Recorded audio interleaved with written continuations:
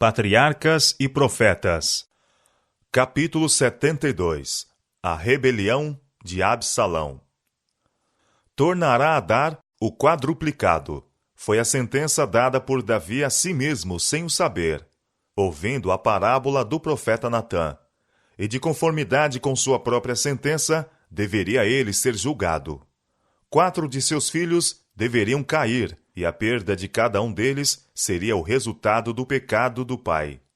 O vergonhoso crime de Amnon, o primogênito, permitiu Davi que passasse sem ser punido nem repreendido. A lei pronunciava a pena de morte ao adultério, e o pecado desnatural de Amnon tornou-o duplamente culpado. Mas Davi, condenado por si mesmo pelo seu próprio pecado, deixou de fazer justiça ao transgressor. Durante 2 anos completos, Absalão, o protetor natural da irmã, tão ignominiosamente prejudicada, escondeu seu propósito de vingança, mas apenas para dar finalmente o golpe com mais segurança. Em um festim dos filhos do rei, o ébrio e incestuoso Amnon foi morto por ordem de seu irmão. Duplo juízo recebera Davi. Foi levada a ele esta terrível mensagem: Absalão feriu a todos os filhos do rei, e nenhum deles ficou. Então o rei se levantou e rasgou seus vestidos, e se lançou por terra.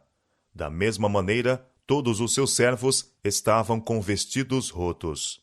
Os filhos do rei, voltando alarmados para Jerusalém, revelaram a seu pai a verdade. Somente Amnon havia sido morto, e eles levantaram sua voz e choraram. E também o rei e todos os seus servos choraram, com muito grande choro. Mas Absalão fugiu a Talmai, rei de Gessur, pai de sua mãe. Como os outros filhos de Davi, Amnon tinha sido deixado à mercê das satisfações egoísticas. Ele procurava satisfazer todo o pensamento de seu coração, sem tomar em consideração os requisitos de Deus. Apesar de seu grande pecado, Deus tivera muita paciência com ele. Durante 2 anos, lhe foi concedida a oportunidade para arrependimento, mas ele continuou em pecado, e com sua culpa sobre si, foi eliminado pela morte, para esperar o terrível tribunal do juízo. Davi tinha negligenciado o dever de punir o crime de Amnon, e por causa da infidelidade do rei e pai, e da impenitência do filho, o Senhor permitiu que os acontecimentos tomassem seu curso natural e não restringiu Absalão.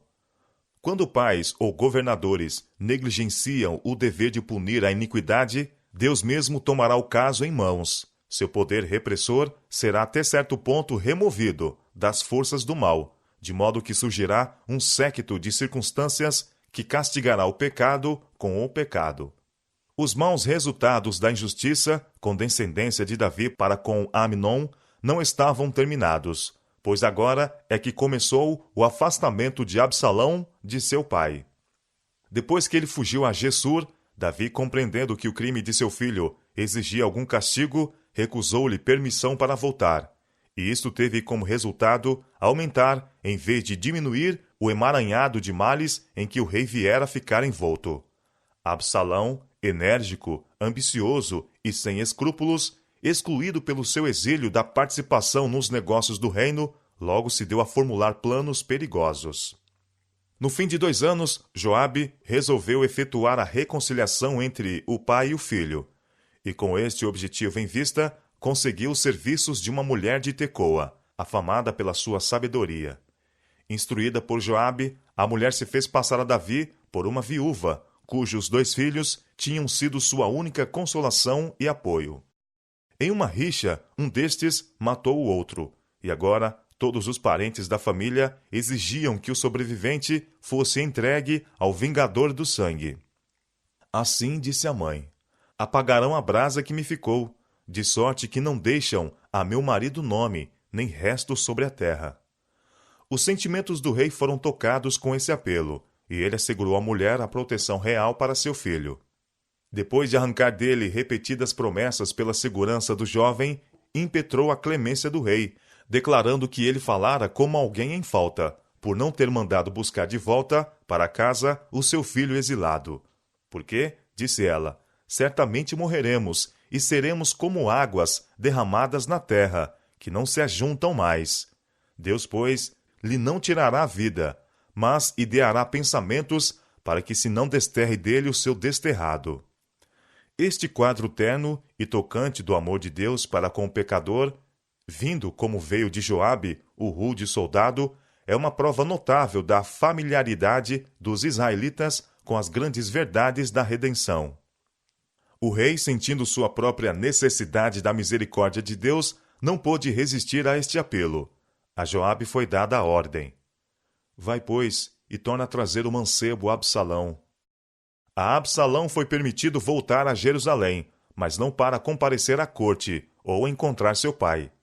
Davi tinha começado a ver os maus efeitos de sua condescendência para com os filhos, e embora amasse com ternura esse belo e prendado filho, achou necessário que, como uma lição tanto a Absalão como ao povo, fosse manifesta a aversão por esse crime. Absalão viveu 2 anos em sua própria casa, mas banido da corte. Sua irmã morava com ele, e sua presença conservava viva a lembrança do mal irreparável que sofrera. Na apreciação popular, o príncipe era um herói, em vez de um transgressor, e tendo esta vantagem, pôs-se a conquistar o coração do povo. Sua aparência pessoal era de tal maneira que captava a admiração de todos os que o viam. Não havia, porém, em todo Israel, homem tão belo e tão aprazível como Absalão. Desde a planta do pé até a cabeça, não havia nele defeito algum. Não era prudente da parte do rei deixar um homem do caráter de Absalão, ambicioso, impulsivo e apaixonado, a acalentar durante 2 anos supostas ofensas. E o ato de Davi, permitindo-lhe voltar a Jerusalém, e contudo, recusando-se a admiti-lo em sua presença, alistou as simpatias do povo a seu favor. Tendo sempre diante de si a lembrança de sua própria transgressão à lei de Deus, Davi parecia moralmente paralisado. Era fraco e irresoluto, quando antes de seu pecado era corajoso e decidido. Sua influência junto ao povo se havia enfraquecido, e tudo isto favorecia os planos de seu filho desnaturado. Mediante a influência de Joabe, Absalão foi de novo admitido à presença de seu pai. Mas, embora houvesse uma reconciliação externa, continuou ele com seus projetos ambiciosos. Assumiu agora uma condição quase régia, tendo carros e cavalos, e 50 homens para correrem diante dele. E enquanto o rei mais e mais se inclinava a desejar o retiro e a solidão, Absalão cortejava assiduamente o favor popular. A influência da indiferença e irresolução de Davi estendeu-se a seus subordinados. A negligência e a demora caracterizavam a administração da justiça. Absalão ardilosamente mudava cada causa de descontentamento em proveito próprio. Dia após dia, este homem, de semblante nobre, podia ser visto à porta da cidade, onde uma multidão de suplicantes esperava a fim de apresentar suas queixas e receber justiça. Absalão misturava-se com eles e escutava seus agravos, exprimindo simpatia pelos seus sofrimentos e pesar pela ineficiência do governo. Tendo assim ouvido a história de um homem de Israel, o príncipe replicava: os teus negócios são bons e retos, porém não tens quem te ouça da parte do rei.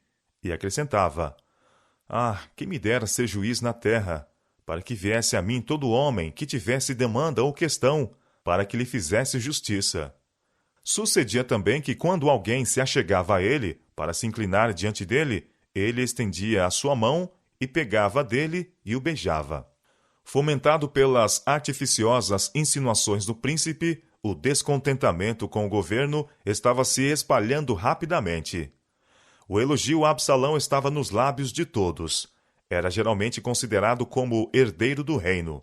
O povo olhava para ele com orgulho, como sendo digno desse elevado cargo, e acendeu-se o desejo de que ele ocupasse o trono.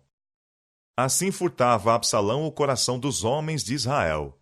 No entanto, o rei, cego pelo afeto para com seu filho, de nada suspeitava. A condição principesca que Absalão havia assumido era considerada por Davi como tendo em vista honrar a sua corte, ou seja, como uma expressão de alegria pela reconciliação. Estando preparada a mente do povo para o que havia de seguir-se, Absalão secretamente enviou homens, escolhidos por todas as tribos, a fim de combinar as necessárias providências para uma revolta. E agora, o manto da devoção religiosa foi tomado para esconder seus intuitos traidores. Um voto feito muito tempo antes, quando ele estava num desterro, devia ser cumprido em Hebrom. Absalão disse ao rei: Deixa-me ir pagar em Hebrom o meu voto que voltei ao Senhor, porque morando eu em Jesur, em Síria, voltou o teu servo um voto, dizendo: Se o Senhor outra vez me fizer tornar a Jerusalém, servirei ao Senhor. Então, o extremoso pai, reconfortado com esta prova de piedade em seu filho, despediu-o com sua bênção. A conspiração estava agora completamente amadurecida.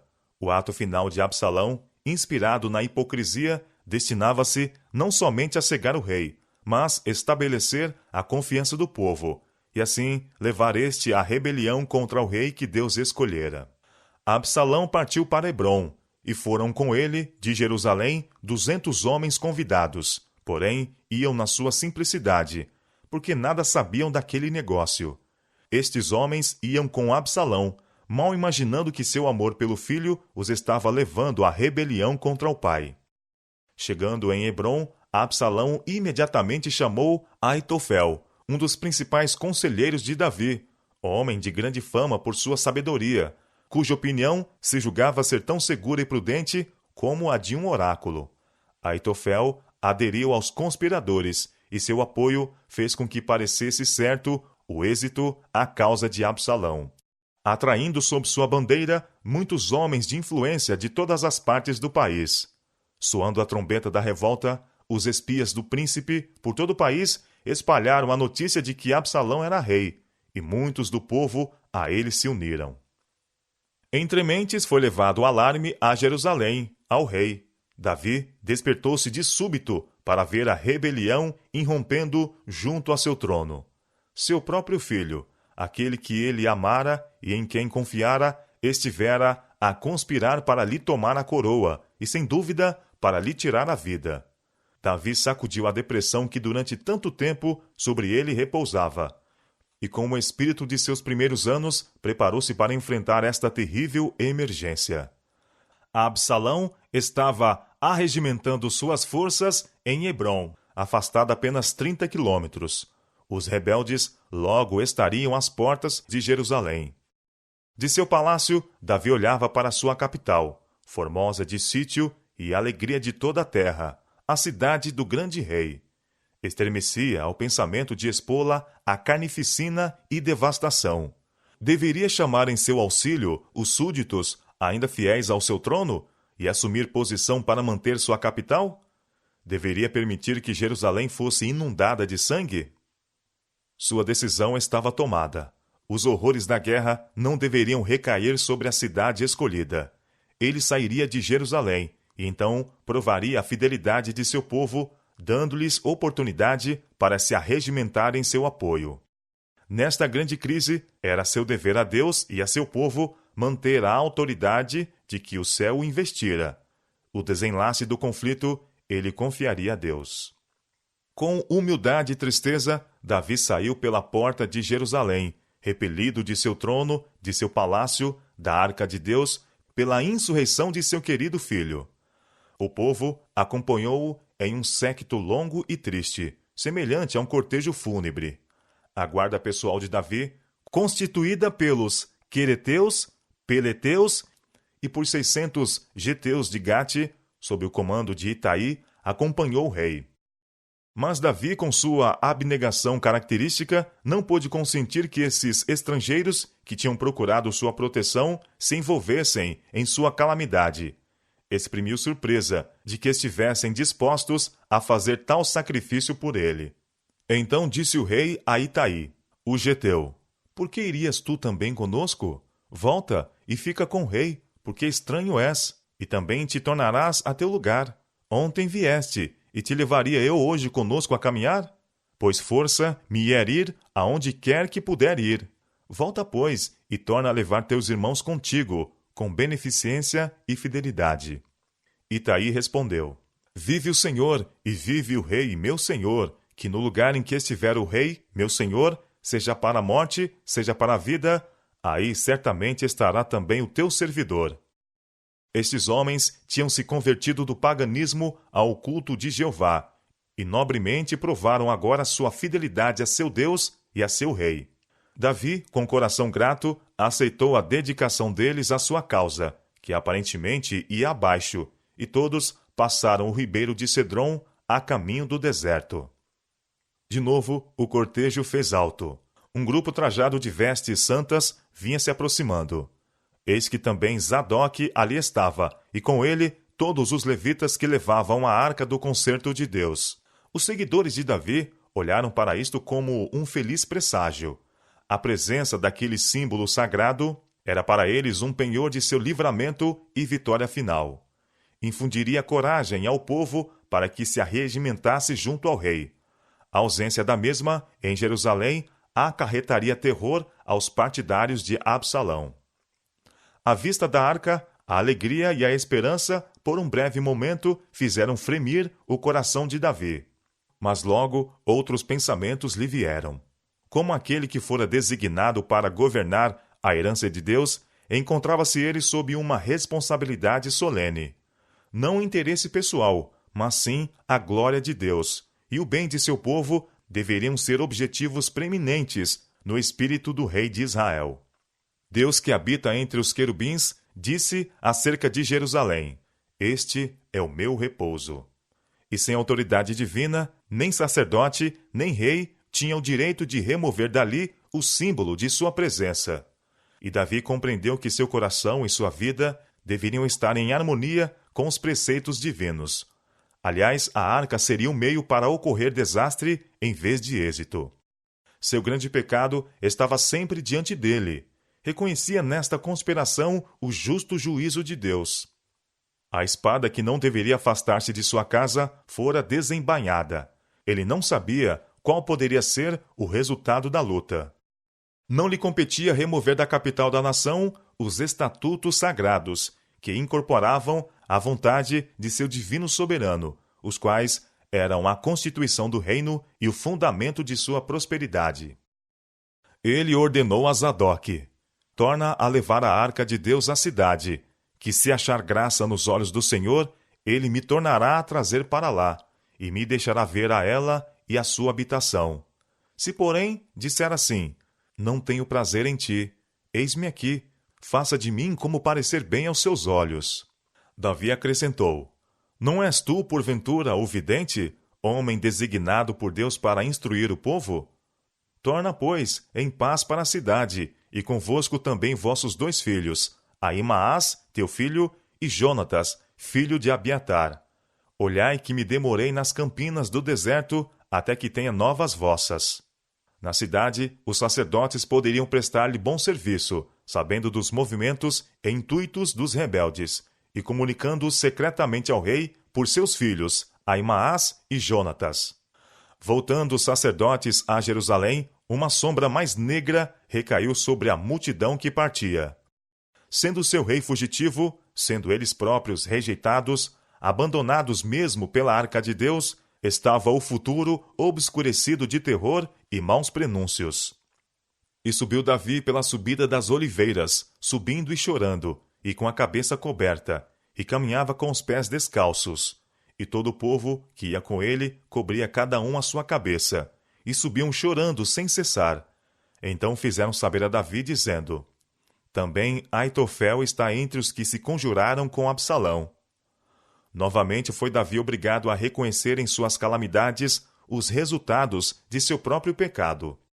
A deserção de Aitofel, o mais hábil e astuto dos dirigentes políticos, foi motivada pela vingança à desonra que sobreveio à família em virtude do dano feito a Batseba, que era sua neta. Pelo que disse Davi: ó Senhor, transforma o conselho de Aitofel. Chegando ao cume do monte, o rei curvou-se em oração, lançando sobre Deus o fardo de sua alma e suplicando humildemente a misericórdia divina. Sua oração pareceu ser de pronto respondida. Usai, o arquiteto, conselheiro sábio e hábil, que se mostrara amigo fiel de Davi, veio então a ele com as vestes rotas e com terra sobre a cabeça, para lançar sua sorte com o rei, destronado e fugitivo. Davi viu, como por iluminação divina, que este homem, fiel e de coração veraz, era aquele de quem se necessitava para servir aos interesses do rei nos conselhos na capital. Ao pedido de Davi, Husai voltou a Jerusalém para oferecer seus serviços a Absalão e dissipar o astucioso conselho de Aitofel. Com este raio de luz nas trevas, o rei e seus seguidores prosseguiram em seu caminho descendo a encosta oriental do Monte das Oliveiras, através de uma região inculta, rochosa e desolada, por entre quebradas bravias e ao longo de caminhos pedregosos e íngremes em direção ao Jordão. E chegando o rei Davi a Baurim, eis que dali saiu um homem da linhagem da casa de Saul, cujo nome era Simei, filho de Gera. Saindo, ia amaldiçoando. E apedrejava com pedras a Davi, e a todos os servos do rei Davi, ainda que todo o povo e todos os valentes iam à sua direita e à sua esquerda. E amaldiçoando Simei, assim dizia: Sai, sai, homem de sangue, e homem de Belial. O Senhor te deu agora a paga de todo o sangue da casa de Saul, em cujo lugar tens reinado. Já deu o Senhor o reino na mão de Absalão, teu filho. Eis-te agora na tua desgraça, porque és um homem de sangue. Na prosperidade de Davi, Simei não mostrara, quer por palavra, quer por atos, que não era um súdito leal. Mas, na aflição do rei, este benjaminita revelou seu verdadeiro caráter. Honrara Davi em seu trono, mas amaldiçoara-o em sua humilhação. Vil e egoísta, olhava aos outros como sendo do mesmo caráter que ele, e, inspirado por Satanás, saciava seu ódio naquele a quem Deus castigara.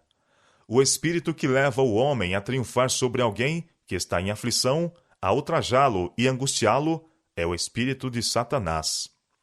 As acusações de Simei contra Davi eram inteiramente falsas, uma calúnia ignóbil e perversa. Davi não fora culpado de mal a Saul ou a sua casa. Quando Saul estava inteiramente em seu poder, e o poderia ter matado, simplesmente cortou a fímbria de sua veste e censurou a si próprio por mostrar mesmo este desrespeito pelo ungido do Senhor. Do respeito sagrado de Davi pela vida humana, prova notável fora dada, mesmo quando ele próprio era acossado como animal feroz.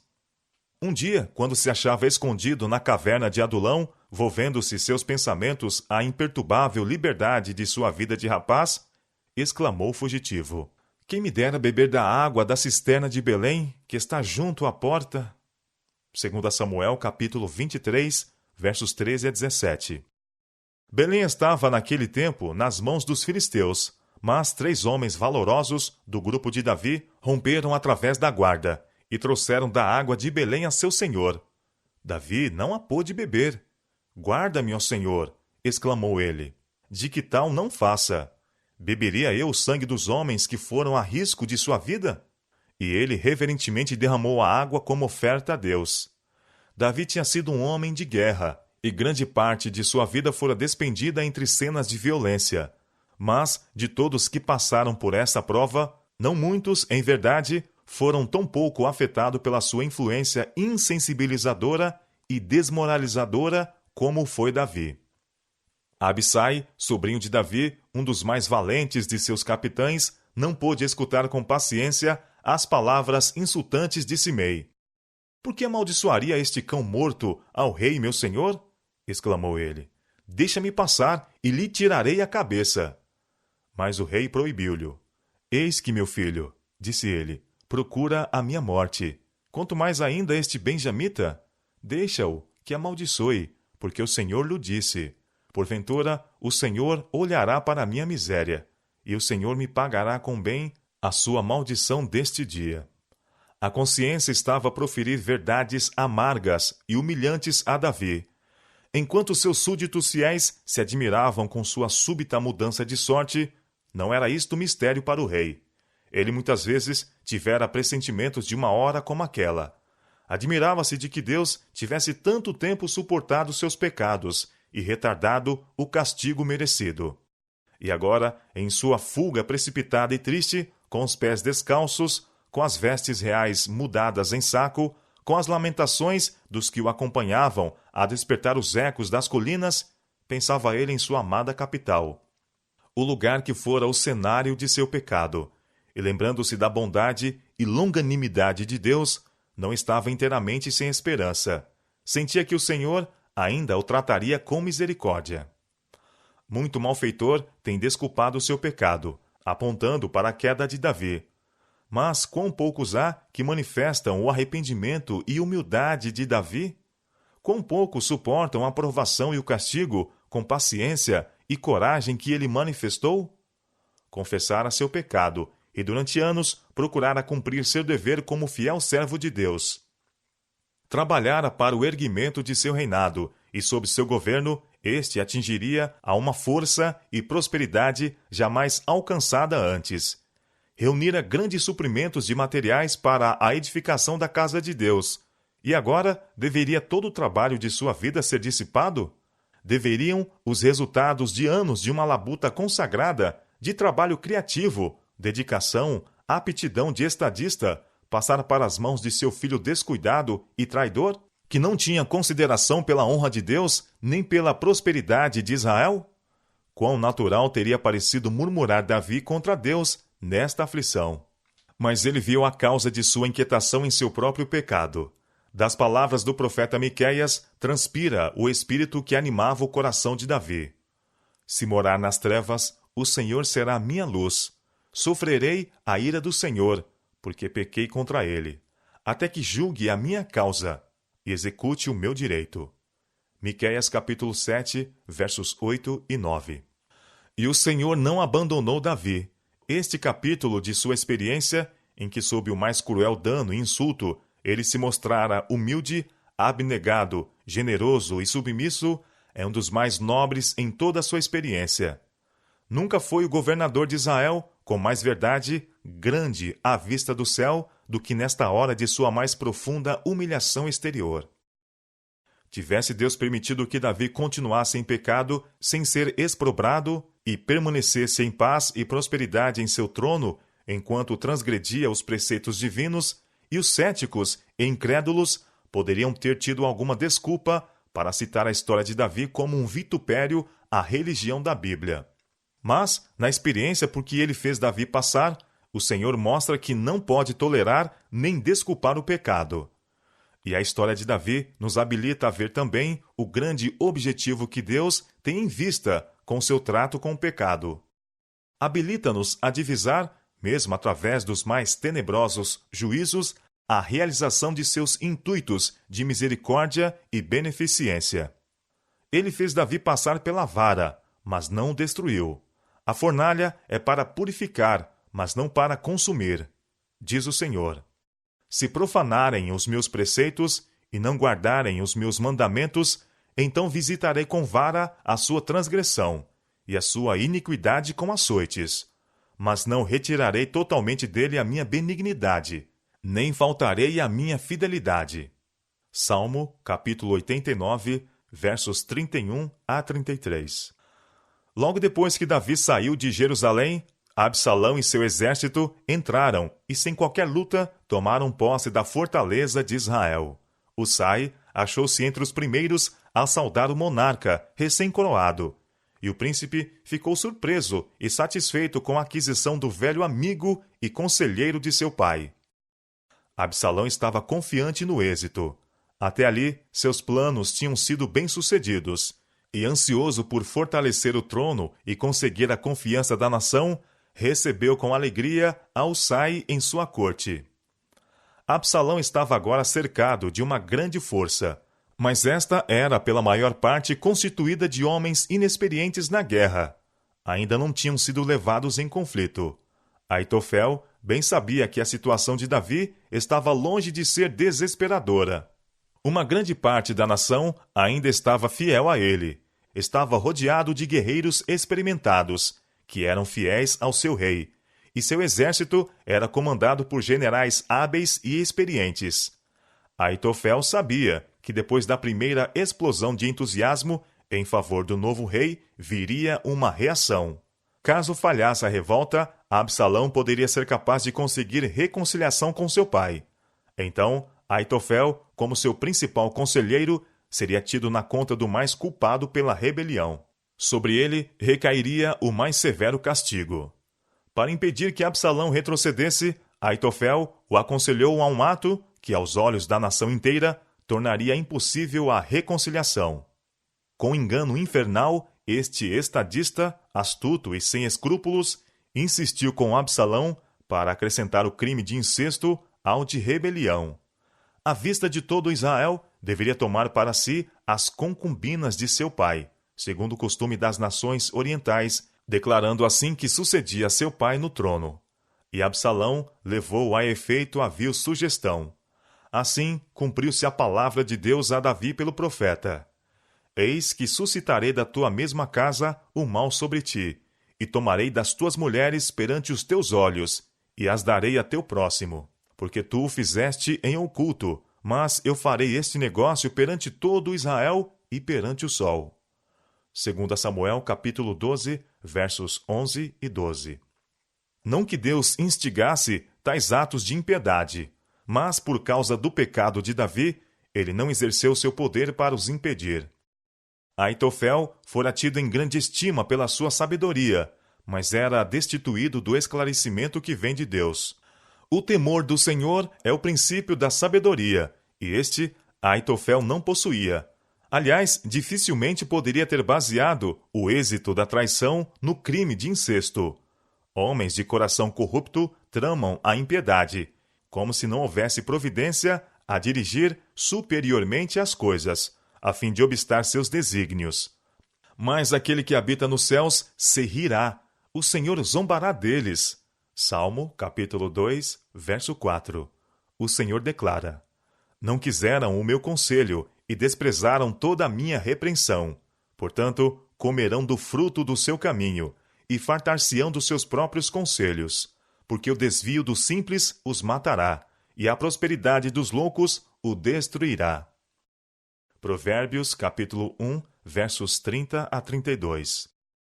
Tendo tido êxito na trama destinada a conseguir sua segurança, Aitofel insistiu com Absalão sobre a necessidade de ação imediata contra Davi.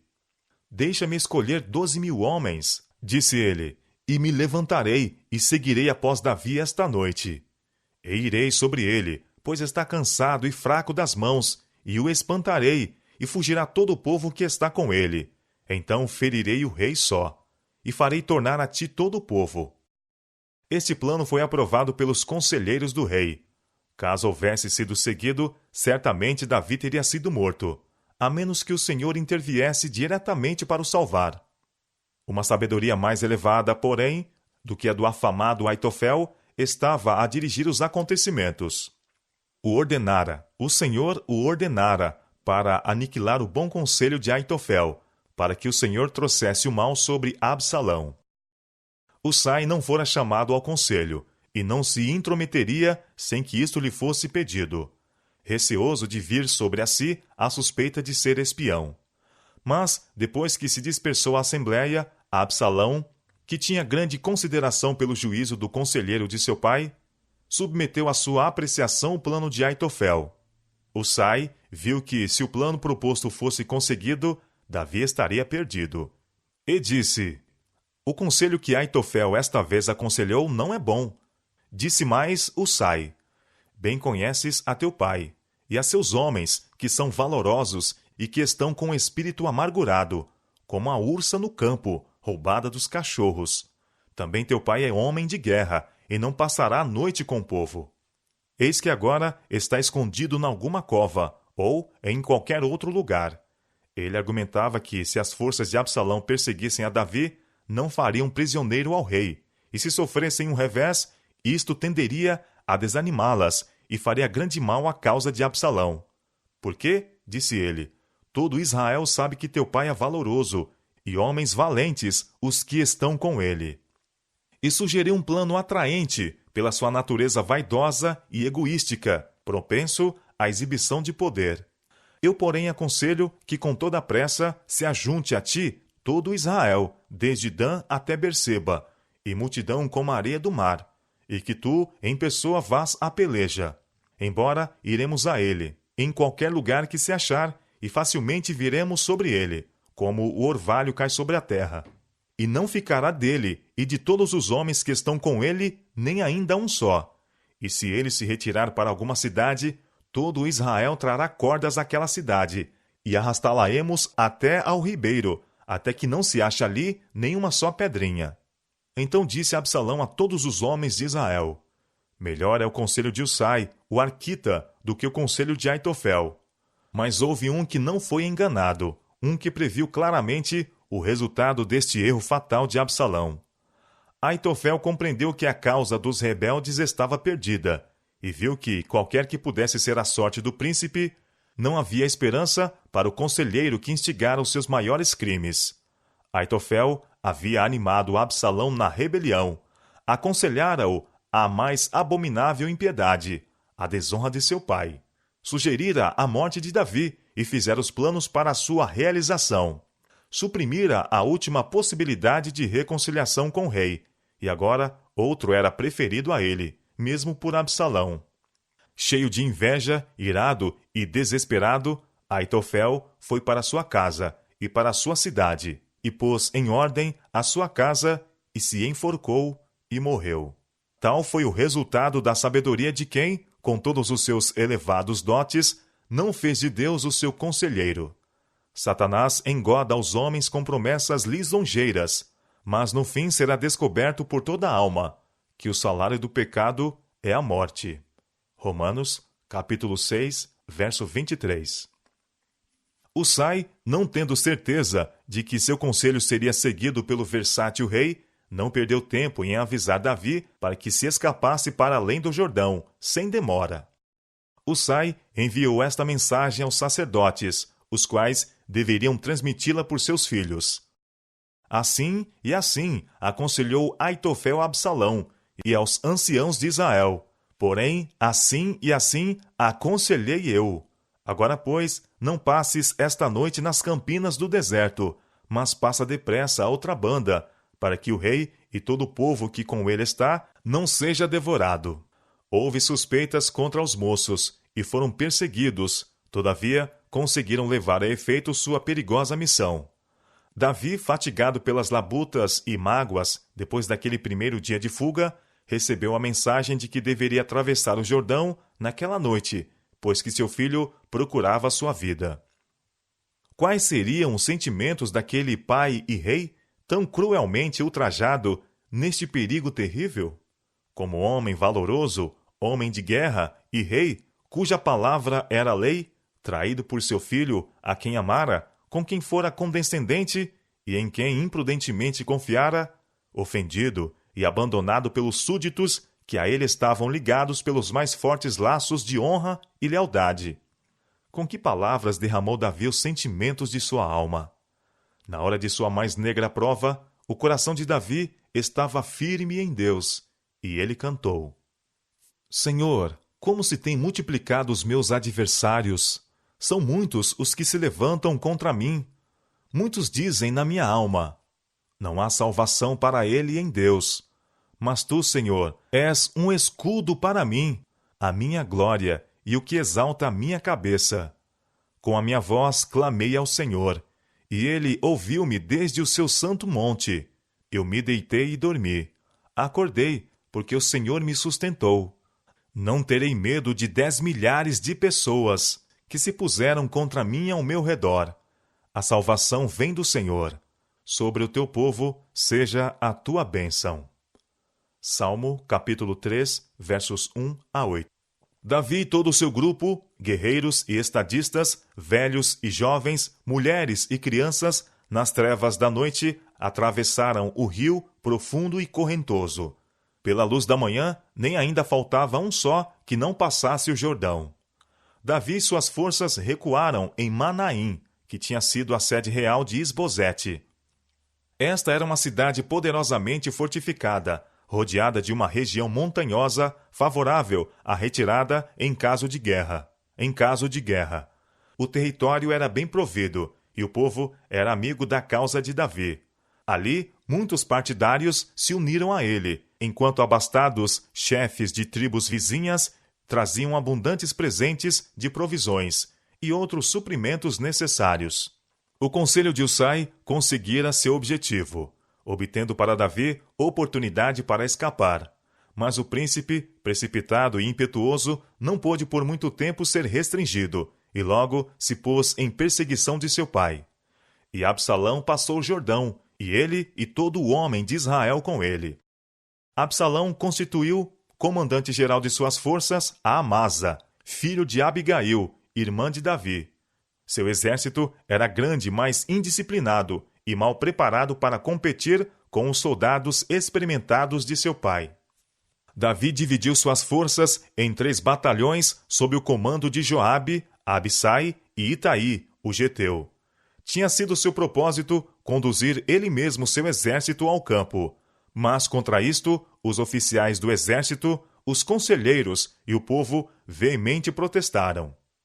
Não sairás, disseram, porque se formos obrigados a fugir, não porão o coração em nós, e ainda que metade de nós morra, não porão o coração em nós, porque ainda, tais como nós somos, ajuntará 10.000.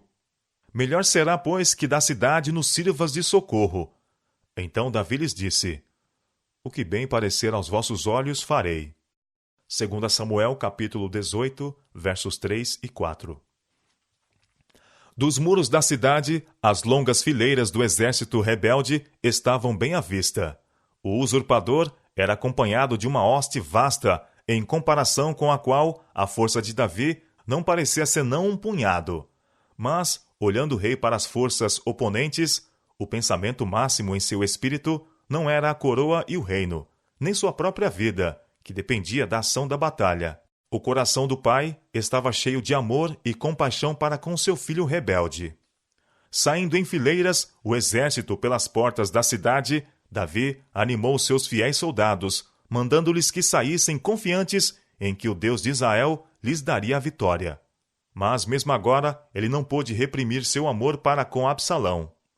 Quando Joabe, o vencedor em 100 campos de batalha, conduzindo a primeira coluna, passou pelo seu rei, curvou a altiva cabeça para ouvir a última mensagem do monarca, que dizia, com voz trêmula: Brandamente tratai, por amor de mim, ao mancebo, a Absalão. E Abissai e Itaí receberam a mesma incumbência. Brandamente tratai, por amor de mim, ao mancebo, a Absalão. Mas a solicitude do rei, parecendo declarar que Absalão era mais caro do que o seu reino, e mais caro mesmo do que os súditos fiéis ao seu trono, apenas aumentou a indignação dos soldados contra o filho desnaturado. O local da batalha foi um bosque próximo do Jordão, em que o grande número do exército de Absalão apenas lhe era uma desvantagem. Por entre os pontos espessos e os pantanais da floresta, aquelas tropas indisciplinadas se tornaram confusas e não mais podiam ser dirigidas. E foi ferido o povo de Israel diante dos servos de Davi, e naquele mesmo dia houve ali uma grande derrota de 20.000. Absalão, vendo que era perdida a causa, voltara-se para fugir, quando a cabeça lhe foi apanhada entre os ramos de uma árvore larga, e saindo seu mulo de debaixo dele, foi deixado desamparadamente suspenso, como presa a seus inimigos. Em tal condição foi encontrado por um soldado, que de medo de desagradar o rei, poupou Absalão, mas referiu a Joabe que o vira. Joabe não se restringiu por quaisquer escrúpulos. Havia favorecido Absalão, tendo 2 vezes conseguido sua reconciliação com Davi, e a confiança assim manifesta para com ele fora vergonhosamente traída. Se não fossem as vantagens alcançadas por Absalão, mediante a intercessão de Joabe, esta rebelião com todos os seus horrores jamais poderia ter ocorrido. Agora estava nas mãos de Joabe destruir com um golpe o instigador de todo este mal. E tomou 3 dardos, e traspassou com ele o coração de Absalão. E tomaram a Absalão, e lançaram no bosque, numa grande cova, e levantaram sobre ele um muito grande montão de pedras. Assim pereceram os instigadores da rebelião em Israel. Aitofel morrera pela sua própria mão. O príncipe Absalão, cuja gloriosa beleza fora o orgulho de Israel, foi eliminado no vigor da juventude, sendo seu cadáver arremessado em uma cova e coberto com um monte de pedras, em sinal de ignominia eterna. Em vida, erigira Absalão para si um custoso monumento no Vale do Rei. Mas a única lembrança que assinalou a sua sepultura foi o monte de pedras no deserto. Morto o chefe da rebelião, Joabe chamou novamente seu exército, ao som da trombeta, da perseguição à hoste fugitiva, e logo foram expedidos mensageiros para levarem a notícia ao rei. A sentinela sobre o muro da cidade, olhando para o campo de batalha, descobriu um homem a correr sozinho. Logo, um segundo veio a ser visto. Aproximando-se o primeiro, o atalaia disse ao rei, que estava a esperar junto à porta: Vejo o correr do primeiro, que parece ser o correr de Aimaas, filho de Zadoque. Então disse o rei: Este homem é de bem e virá com boas novas. Gritou, pois, Aimaas, e disse ao rei: Paz! Inclinou-se ao rei com o rosto em terra, e disse: Bendito seja o Senhor, que entregou os homens que levantaram a mão contra o rei meu senhor. A ansiosa pergunta do rei: Vai bem com o mancebo, com Absalão? Aimaas deu uma resposta evasiva. O segundo mensageiro chegou clamando: Anunciar-se ao rei meu senhor, que hoje o Senhor te vingou da mão de todos os que se levantaram contra ti. Novamente veio dos lábios do pai a pergunta que o absorvia: Vai bem com o mancebo, com Absalão? Sem poder esconder a triste notícia, o arauto respondeu: Sejam como aquele mancebo os inimigos do rei, e todos os que se levantam contra ti para mal. Era bastante. Davi não fez mais perguntas, mas com a cabeça baixa subiu à sala que estava por cima da porta e chorou, e andando dizia assim: Meu filho Absalão, meu filho Absalão, que me dera que eu morrera por ti, Absalão, meu filho, meu filho. O exército vitorioso, voltando do campo de batalha, aproximou-se da cidade, despertando suas aclamações de triunfo, ecos nas colinas. Mas, ao entrarem pela porta da cidade, findaram-se as aclamações, arrearam-se as bandeiras, e com o olhar fixo avançaram mais, como os que sofreram derrota do que como vencedores, porque o rei não os estava esperando a fim de dar-lhes as boas-vindas. Mas do quarto, em cima da porta, ouvia-se o clamor de seu pranto. Meu filho Absalão, meu filho, quem me dera que eu morrera por ti, Absalão. Então a vitória se tornou naquele mesmo dia em tristeza para todo o povo, porque naquele mesmo dia o povo ouvira dizer: Muito triste está o rei por causa de seu filho. E aquele mesmo dia o povo entrou às furtadelas na cidade, como o povo de vergonha se escoa quando foge da peleja. Joabe ficou cheio de indignação. Deus lhe dera motivo de triunfo e alegria. A maior rebelião que já fora conhecida em Israel tinha sido suprimida, e, no entanto, esta grande vitória se transformara em lamentação por aquele cujo crime custara o sangue de milhares de bravos. O rude e áspero capitão encaminhou-se para a presença do rei e disse com ousadia: Hoje envergonhaste as caras de todos os teus servos, que livraram hoje a tua vida, e a vida de teus filhos e de tuas filhas, amando tu aos que te aborrecem e aborrecendo aos que te amam. Porque hoje dás a entender que nada valem para contigo capitães e servos. Porque entendo hoje que se Absalão vivesse e todos nós hoje fôssemos mortos, então bem te parecer aos teus olhos. Levanta-te, pois, agora, sai e fala conforme ao coração de teus servos. Porque pelo Senhor te juro, que se não saíres, nem um só homem ficará contigo esta noite, e maior mal te será isto, do que todo o mal que tem vindo sobre ti desde a tua mocidade até agora. Severa e mesmo cruel, como foi a censura ao rei, ferido em seu coração, não se ressentiu Davi com a mesma. Vendo que seu general tinha razão, desceu à porta, e com palavras de coragem e aprovação, saudou seus bravos soldados enquanto passavam diante dele.